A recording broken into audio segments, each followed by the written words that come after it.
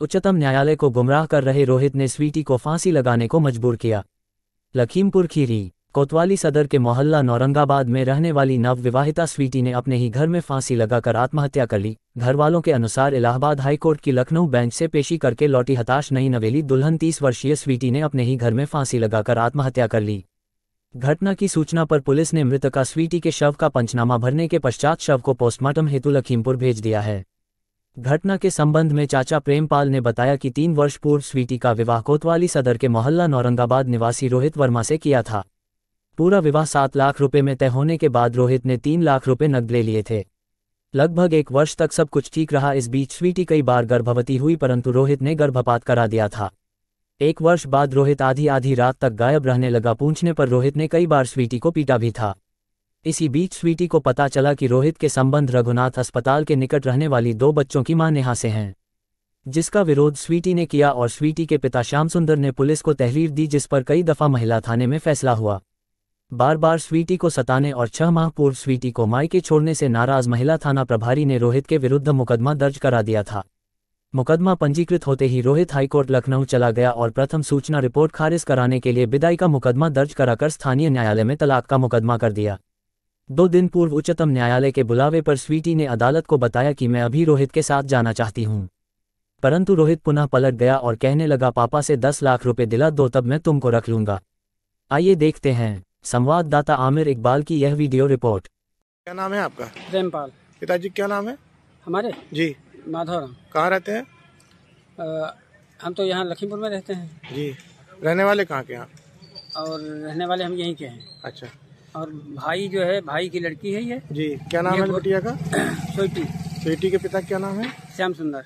ये कहाँ रहते हैं? गोला में। गोला में, पटेल नगर में। पटेल नगर में। कैसे मौत हुई है स्वीटी की? इसकी 31 तारीख को तारीख थी लखनऊ में, तो वहाँ पेशी के लिए गई थी। तो ये जानती थी कि हमारी माँ जो है हमको, सास जो है हमको अपना लेंगी, ले आएंगी कहने सुनने से। लेकिन उन्होंने भी कोर्ट से जब बाहर निकले हैं तो माँ ने और उनके बेटे ने और उनकी बहन ने, इन लोगों ने मतलब उससे पैसे की डिमांड किया कि कम से कम 10 लाख रुपए हमको मतलब दीजिए, तब हम आपका हमारा वो हो जाएगा, और वरना तुम अपने मायके में ही रहो। पेशी किस बात की थी? इनका एक वहाँ कोर्ट में चल रहा है, हाई कोर्ट में। किस चीज का केस चल रहा है? ये इसके लिए ही चल रहा है कि उन्होंने वहाँ दिखाया था कि ये आती नहीं है और हम ले जाना चाहते हैं, तो उस पर पेशी पे गई थी। तो वहाँ जब पेश हुई तो मजिस्ट्रेट ने पूछा तो उसने कहा कि हम जाना चाहते हैं, और ये लोगों ने वहाँ तो ऐसे वो किया था। उसके बाद में तलाक का डाला था। यहाँ तलाक का उन्होंने केस डाला है लखीमपुर में। अच्छा। और वहाँ डाला उसके लिए कि हम ले जाना चाहते हैं। शादी का इतना टाइम हुआ इनका? 3 साल। तो और ये विवाद कब से चल रहा है? विवाद करीब उसी के साल भर के बाद चालू हुआ था। तो ये अभी इस टाइम मायके में थी, कहाँ थी? इस समय मायके में ही छोड़ आया था। अच्छा। इससे बताया भी कुछ नहीं, और इसको किया कि कहने लगे कि हम नहीं जाएंगे, तो इसको मारा पीटा भी, और मार पीट के कहने लगा कि अब तुम यहीं रहो। कितने दिन से मायके में थी ये करीब 5-6 महीने हो गए हैं। इसमें मेन वजह क्या थी? झगड़े की वजह क्या थी? झगड़े की वजह केवल दहेज ही है। दहेज? हाँ। और रोहित क्या नाम है इनके पति का क्या नाम है? रोहित क्या करते हैं? मतलब ये अब बैंक में, मतलब प्राइवेट बैंक में नौकरी करते हैं। तो शराब वगैरह भी पीते थे क्या? हाँ, ये रात को ज्यादातर 12-1 बजे आना, शराब पी के आते थे। और उसमें जैसे खाना वगैरह बनाती थी तो कहता था हम होटल से खा के आए हैं, खाना नहीं खाते थे घर पर।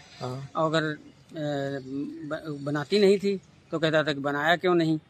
और अगर बना डालती थी, खाना बच जाता था, तो उसकी माँ वगैरह डांटते थे कि मतलब सवेरे ये खाना फेंकना पड़ता है, ये क्यों बना के रख देती हो। ये सब बातों को बच्चे थे इनके? बच्चे नहीं थे। बच्चे के लिए ये दवाइयाँ खिलाता रहा इतने दिनों की, बच्चा ना होने पाए। अच्छा। क्योंकि इनका पहले से ही कुछ प्रोग्राम ये था कि इससे दहेज वगैरह मांगेंगे और ये नहीं करेगा तो हम छोड़ते हो जाएगी, दूसरी शादी कर लेंगे।